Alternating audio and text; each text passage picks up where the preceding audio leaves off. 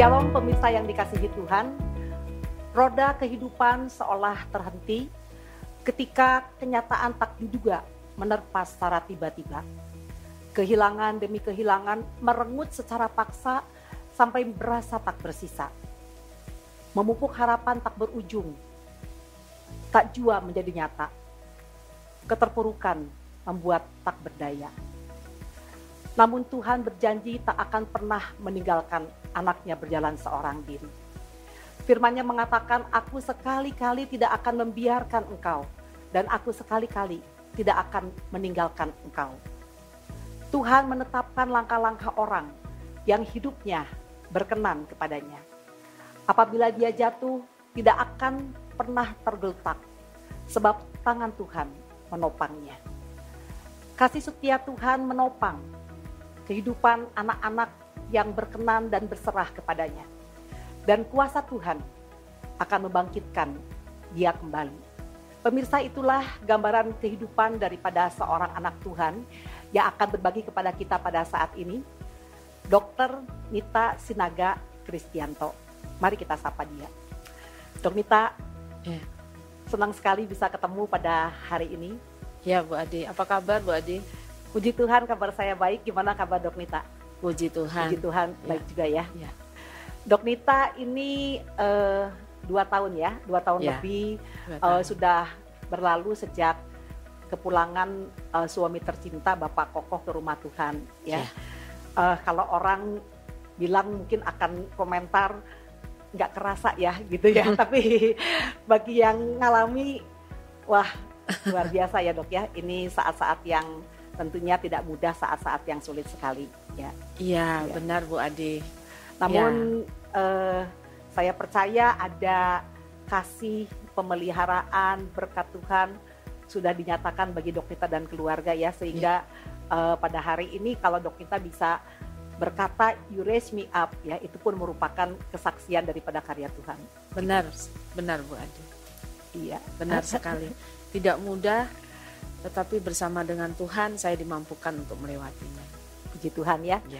Nah Dok Nita, kalau kita hari ini ngomong soal bagaimana karya Tuhan itu membangkitkan ya, boleh nggak menceritakan kepada kami peristiwa-peristiwa ya yang Dok Nita alami dalam kehidupan bersama dengan keluarga ya, khususnya beberapa tahun belakangan ini ya, yang pernah membawa Dok Nita dalam posisi yang sangat sulit dan juga dalam keterpurukan begitu Dok Nita. Iya. Jadi Bu Adi, peristiwa-peristiwa yang beruntun itu memang dimulai tahun 2018 ya, ketika saya mengalami suatu penyakit sehingga berdampak pada karir saya yang jelas merosot, bahkan betul-betul di titik terendah dari karir saya, kehilangan beberapa pekerjaan yang lain gitu ya, oleh karena kesehatan yang tidak memungkinkan.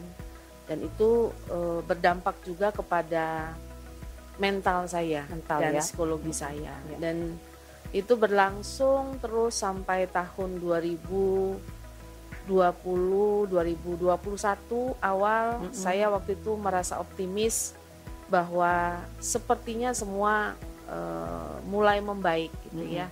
Saya ada suatu harapan bahwa ini kayaknya sedang dipulihkan. Jadi kondisi kesehatan udah mulai ada Betul, kemajuan itu Dok betul ya. Bu Adi. Jadi saya sudah mulai menetapkan rencana-rencana begitu. Tapi ternyata itu hanya sequel ya. Jadi seperti orang berlari istirahat sebentar begitu. Tapi justru sebenarnya itu Tuhan mempersiapkan saya untuk sampai pada puncak badai kehidupan yang di bulan Juli tahun 2021 ya. Di mana dengan kondisi saya yang belum pulih dalam segala hal tadi, saya harus kehilangan 2 orang yang sangat saya kasih dan mengasihi saya, yaitu suami saya dan opung ya, papa saya. Iya. Jadi kalau di Alkitab itu kita membaca kitab kisah Ayub ya. Ayub dalam kehidupannya juga mengalami banyak kehilangan ya, baik itu kehilangan dalam hal harta, anak ya, termasuk juga kesehatannya ya.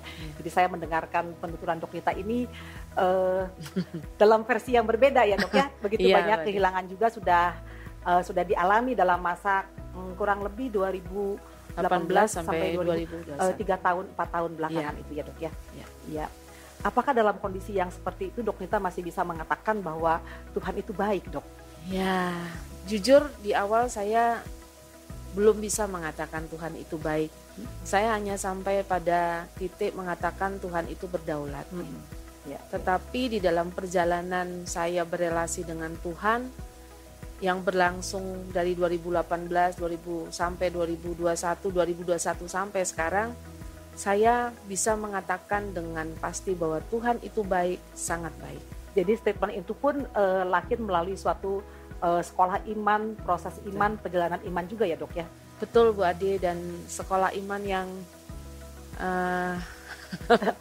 lumayan panjang, up and down. Saya sebagai murid, saya akui saya sering jatuh bangun, tidak selalu berhasil. Tetapi ya kita bersyukur karena Tuhan yang kita miliki itu bukanlah Tuhan seperti dalam gambaran kita sebagai manusia ya. Mungkin kalau saya yang di posisi Tuhan gitu, mungkin ini murid ini kok nggak lulus-lulus gitu. Tapi Tuhan dengan sabar ketika saya mengatakan Tuhan ampuni saya gagal gitu ya.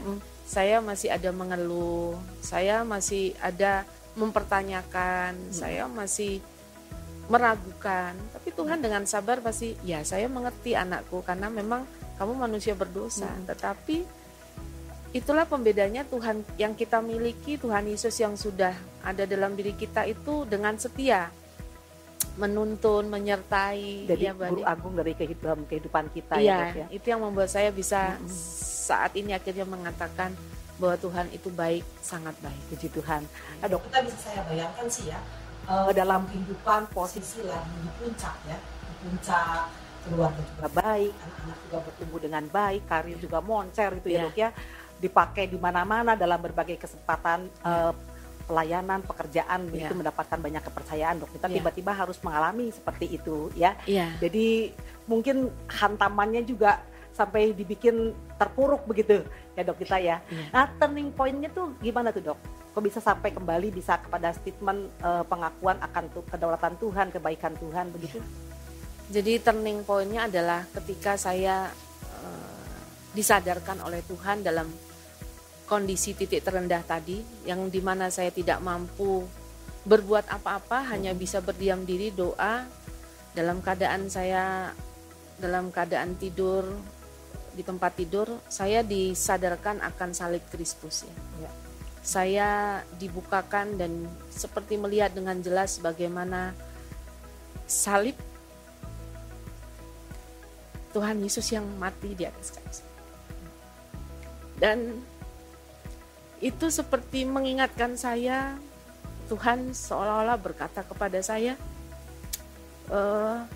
Nita, sebesar inilah kasihku kepadamu. Itu seperti membuat saya terbangun. Saya merasa malu Bu Adi waktu itu, dan saya mohon ampun pada Tuhan. Saya kok lupa, saya seperti kenapa saya melupakan akan kasih yang begitu agung itu. Tapi saya setelah itu bersyukur karena itulah menjadi titik balik saya. Bahwa Tuhan yang sudah rela menjadi manusia dan rela mati, rela dipermalukan, rela menanggung apa yang seharusnya saya tanggung. Tidak mungkin dia akan membiarkan saya hanya dengan masalah yang seperti ini. Jadi kalau segalanya, nyawa pun Tuhan sudah berikan bagi kita ya. Apalagi cuma sekedar kehidupan kita, pemeliharaan Tuhan bagi kehidupan. Betul Bu Adi. Jadi saya seperti diingatkan bahwa penderitaan atau segala kehilangan saya alami itu tidak bisa dibandingkan Bu Adi dengan kasih yang agung yang Tuhan berikan di atas kayu salib itu.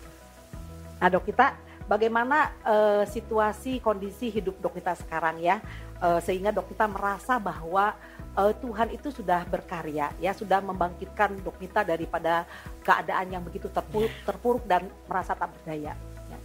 Mungkin bisa sharing bagaimana sekarang Dok kita juga merasakan bagaimana ada karya Tuhan yang memulihkan itu. Iya, luar biasa ya Tuhan itu. Saya jujur mengatakan ketika saya sudah sampai di turning point itu sebenarnya bukan berarti lalu semua jelas sudah terbuka ya Bu Adi. Ya. Saya masih harus tertatih-tatih, harus melewati hari demi hari untuk berjalan dengan iman bagaimana Tuhan memulihkan kekuatan saya, memulihkan kembali karir saya, gitu ya. Memulihkan segala hal yang itu saya perlukan. Dan apakah itu jelas jalannya? Enggak juga gitu ya. Tapi justru ternyata disitulah keindahannya. Jadi pemulihannya tidak semudah membalik tangan gitu ya. Betul. Ya? Tapi ternyata itulah keindahannya. Jadi karena apa? Justru dengan saya tidak tahu apa yang akan terjadi besok, saya kan jadi belajar untuk bergantung kepada Tuhan. Pagi hari saya hanya tinggal mengatakan, Bapak, ini aku bersyukur diberi satu hari ya Bu Ade untuk boleh melewati. Dan tolong pimpin hidupku, atur hidupku, mampukan aku. Karena saya nggak tahu apa yang mau saya hadapi. Dan memang Tuhan itu menurut saya kadang-kadang bergurau gitu ya. Sesuatu yang saya hindari itu dikasih gitu ya di depan. Jadi kreatif gitu ya. Sangat kreatif, luar Sangat biasa. kreatif ya. Dan setelah selesai saya melewati itu, saya baru sadar memang saya perlukan itu. Nah, akhirnya yang keluar adalah saya ungkapan syukur ya Bu Adi. Jadi Tuhan melakukan melebihi apa yang Dok Nita pikirkan, ya, gitu ya Dok ya. Betul Bu Adi. Sampai itu terus setapak sampai akhirnya ya saya secara pekerjaan sudah kembali walaupun memang saya sudah berkomitmen tidak kembali seperti dulu karena ada prioritas yang jelas Tuhan berikan di depan saya. Tuhan juga memberikan kesempatan saya juga untuk berkarya, melayani melalui organisasi saya. Ya, udah kembali ya Dok ya sekarang ya. Ya, dan itu dengan tanggung jawab yang lebih besar yang menurut saya merasa sebenarnya saya tidak layak di situ. Dan tidak pernah terbayangkan mengatur dokter ortopedi se-Jawa Timur.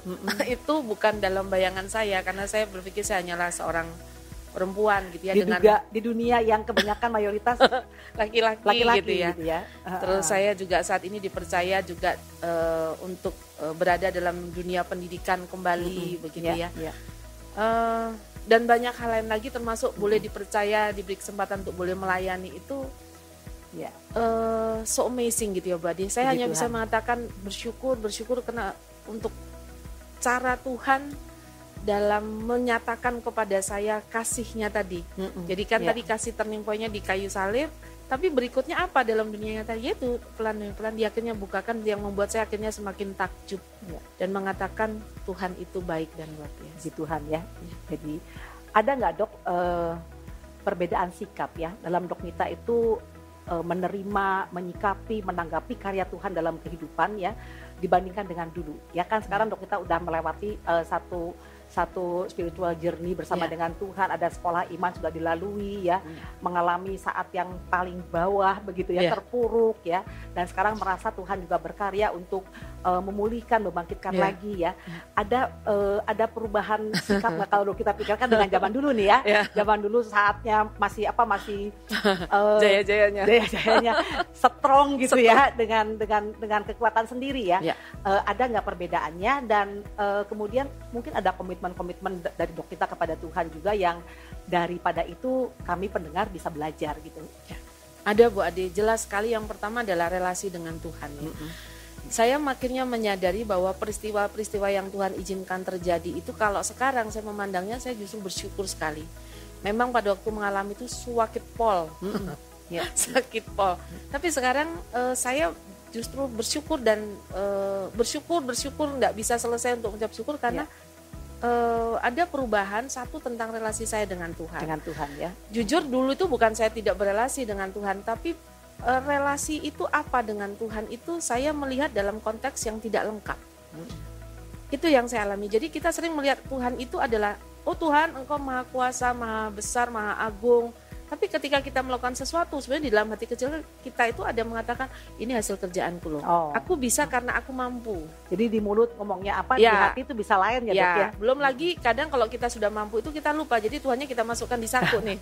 Nanti dipanggil aja Tuhan gue butuh pertolongan. Tapi ketika kita mengerjakan juga sebenarnya bukan caranya Tuhan, tapi caraku. Cuman kita pakai alasan dengan memakai nama Tuhan. Nah itu saya sadari terjadi ketika saya memandang relasi dengan Tuhan itu sebagai relasi formal.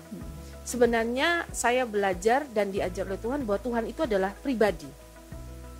Nah ketika dia adalah pribadi, maka relasi saya dengan dia adalah relasi pribadi. Saya pribadi Tuhan itu adalah pribadi, dan Tuhan yang memiliki pribadi itu sungguh merupakan suatu pribadi yang agung, maha mulia, tapi sekaligus mengasihi saya dengan apa adanya saya. Nah, itu yang membuat relasi itu menjadi begitu indah, Bu Adi.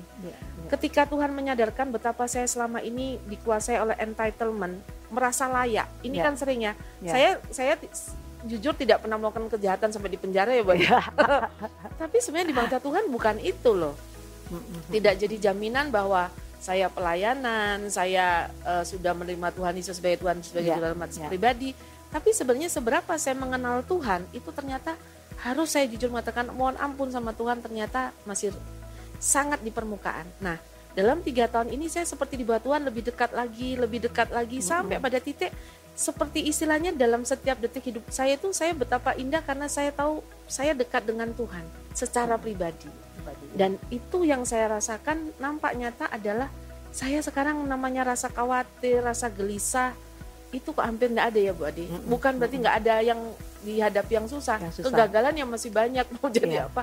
Tapi saya karena tadi kembali pada turning point tadi, dan itu diwujudkan dalam relasi secara pribadi dengan Tuhan, itu yang memampukan saya melihatnya itu dari kacamata Tuhan. Jadi penyerahannya kepada Tuhan juga lebih ini ya Dok ya, lebih penuh begitu ya. Jadi bergantungnya sekarang bukan 1%, 10% atau ketika butuh tadi, tapi jadi 100%. Ya makanya orang bilang kan Dok, kita sekarang kan lebih ceria, lebih seger gitu ya, kayak nggak ada beban ya Dok ya, begitu ya. Iya, betul. Dari relasi yang terjalin dengan Tuhan seperti itu. Iya, saya jujur saja seperti menyadari kebodohan saya Bu Adi, secara pribadi, bahwa betapa bodohnya saya menyanyiakan sesuatu yang sangat berharga yang Tuhan sudah berikan, yaitu dirinya untuk dimiliki, dikenal, tempat di mana saya bisa bergantung sepenuhnya, dipimpin dan diatur. Saya ternyata menghilangkan banyak momen itu dengan tanda petik membuat saya jadi fokusnya. Dan ya saya bilang, ya Tuhan, saya mengaku saya bodoh sekali dan bersyukur Tuhan sabar dengan kebodohan saya untuk menarik saya kembali kepada posisi saya yang seharusnya. Tadi Dok kita ada menyinggung soal sekarang itu memang kan dikasih lagi kesempatan kan bisa bekerja lagi. Bekerja juga dengan tentu ditunjang dengan kondisi fisik yang sekarang sudah lebih kuat ya. Dan kesempatan, kepercayaan selalu juga terbuka untuk bisa berkarir seperti dulu ya. Tapi Dok kita sendiri mengatakan bahwa Dok kita yang membuat batasan. Yang membatasi diri itu bukan lagi fokus begitu ya Dok ya. Betul. Jadi dalam segala karya Tuhan, kemurahan Tuhan juga dalam kebergantungan sama Tuhan itu termasuk bagian juga yang diserahkan ke Tuhan ya Dok ya. Betul sekali Bu Adi. Jadi ketika pemahaman saya semakin dibukakan, dilengkapi oleh Tuhan, saya merasa bahwa sisa waktu yang Tuhan berikan itu saya harus bertanggungjawabkan kepada Tuhan. Jadi apa yang saya lakukan sekarang bukan lagi apa maunya saya, tetapi apa maunya Tuhan. Jadi bukan lagi mengejar karir atau posisi begitu ya Dok ya. Betul. Jadi sebenarnya secara duniawi, secara manusiawi ya mau aja buat dia. Saya tuh juga belum tua-tua banget buat. Iya. Apalagi sekarang kan mungkin jadi tulang punggung ya bagi keluarga ya. Ada anak-anak yang masih bersekolah ya dan butuh biaya banyak ya. Betul. Tapi ternyata disitulah letaknya berjalan dengan iman. Begitu ya. Jadi ada hal-hal yang sebenarnya menurut saya sekarang ini tidak perlu saya bingungkan. Tentang bagaimana saya mencukupi kebutuhan saya sehari-hari, tentang bagaimana tanggung jawab saya sebagai orang tua tunggal, tentang apa yang harus saya lakukan sebenarnya terkait dengan profesi saya, itu ternyata bukanlah hal yang utama. Tapi kembali lagi bagaimana saya punya relasi dengan Tuhan, dan dengan saya punya relasi yang sangat dekat dengan Tuhan itu saya tahu apa yang Tuhan mau untuk saya kerjakan. Nah sisanya itu sudah urusannya Tuhan kan gitu ya. Jadi itu yang membuat saya mungkin sekarang nggak punya beban Bu Ade. Jadi mengalami banget penggenapan janji Tuhan ya. Bahwa burung di udara Tuhan pelihara begitu ya. Apalagi yang hidup kita sebagai anak-anak Tuhan ya. Termasuk masa depan anak-anak juga Dok ya. Amin, betul gitu ya. Nah Dok, mungkin di antara pemirsa yang mendengarkan pembicaraan kita pada hari ini ya, ada yang dalam keadaan pernah terpuruk ya, pernah merasa tak berdaya, ataupun mungkin sedang terpuruk atau merasa tak berdaya ya. Mungkin untuk kita bisa memberikan kata-kata yang menjadi encouragement bagi mereka sehingga bisa memberikan satu pengharapan yang baru akan karya Tuhan di dalam kehidupan. Iya. Setiap kita memiliki pergumulan dan permasalahan sendiri-sendiri. Itu bisa terjadi karena memang itulah kehidupan manusia selama hidup di dunia. Dan itu bagian dari memang keberdosaan kita sebagai manusia. Tetapi kita juga punya pilihan bahwa di balik semua hal yang kita alami itu ada Tuhan yang nyata, ada Tuhan yang hadir, dan ada Tuhan yang berkarya. Nah, itu menjadi pilihan bebas untuk kita. Betapa Tuhan itu memberi kita pilihan. Kita mau pilih yang mana? Apakah kita mau tetap mengeluh, tetap berpusat pada masalah dan diri kita, menunduk hanya melihat betapa saya dalam posisi yang penuh dengan hal-hal yang tidak menyenangkan, atau kita justru akan mengadakan kepala kita, melihat Tuhan, melihat kebesarannya, melihat pribadinya, melihat kehadirannya, yang itu akan betul-betul mengubah, mentransformasi hidup kita menjadi hidup yang baru. Sehingga kita ketika melewati masalah tadi, itu kita tidak melewati lagi seorang diri, Bu Adi. Dengan cara kita, bukan, tapi dengan cara Tuhan, dengan waktunya Tuhan. Nah, itu pilihan. Tetapi kalau saya akan memilih, saya mau ikut menggantungkan diri saya pada Tuhan 100%. Ya. Jadi dalam keadaan yang sangat terpuruk, yang tidak berdaya, ya, kanan kiri, depan belakang seolah tidak ada jalan, masih ada tangan yang terulur dari atas untuk setiap kita anak-anak Tuhan yang mau berserah kepada Tuhan. Betul. Dan kembali kita pegang janji Tuhan yang mengatakan tidak pernah akan membiarkan kita berjalan sendirian. Betul, Bu Ade. Terima kasih Dok Nita untuk sharing yang sudah dibagikan kepada kami, dan saya percaya ini menjadi sesuatu yang memberkati, yang memberikan kekuatan kepada anak-anak Tuhan yang sekarang ini sedang mengalami kondisi yang sulit, bahwa harapan bersama dengan Tuhan akan selalu ada. Betul, betul Bu Ade.